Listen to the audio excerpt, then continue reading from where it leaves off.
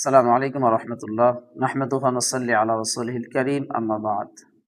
বুখারী শরীফের ৩ নম্বর খণ্ডের ১৭৮৩ নম্বর হাদিস। এটা ইসলামিক ফাউন্ডেশন কর্তৃক প্রকাশিত বুখারী শরীফের দার্স।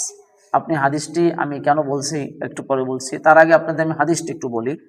আল্লাযী নাফসুন মুহাম্মাদিন বিয়াদি, মুহাম্মদ সাল্লাল্লাহু আলাইহি ওয়াসাল্লাম বলছেন, যার হাতে আমার প্রাণ তার কসম, লা খুলুফু ফামিস সাইম আতয়াবুন ইনদাল্লাহি মিন রিহিল মিসক। মুহাম্মদ সাল্লাল্লাহু আলাইহি ওয়াসাল্লাম বলছেন, যার হাতে আমার প্রাণ সেই সত্তার কসম, সেই আল্লাহর কসম, নিশ্চয়ই নিশ্চয়ই, তিনি বলতেছেন নিশ্চয়ই রোজাদারের মুখের গন্ধ আল্লাহর নিকট মিশক আম্বরের চাইতেও সুন্দর সুঘ্রাণ। এই হাদিসটি দেখলাম অনেকেই মানে এই কথাটা বলেই বিদআত বলে হাদিসটি সরাইয়া দিচ্ছেন। এটা কিন্তু আমি রেফারেন্স দিয়েছি, আর একটা হাদিস না, আরো বারংবার হাদিসগুলো এসেছে, মুসলিমে এসেছে, বিভিন্ন গ্রন্থে হাদিসগুলো এসেছে।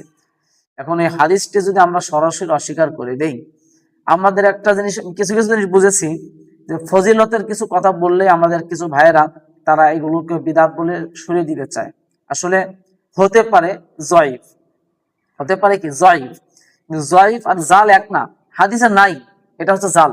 এক কথা মিথ্যা কথা হচ্ছে জাল হাদিস, আর জয়ীফ হাদিস অর্থাৎ হাদিসের মানদণ্ড ৩ প্রকারের হয়। তার মধ্যে একটা হাসান, সহিহ, হাসান, জয়ীফ, এই ৩ প্রকারের হাদিস হাদিসের মানদণ্ডে। হাদিস কখনোই জয়ীফ হয় না, হাদিস হয় সনদের ভিত্তিতে জয়ীফ।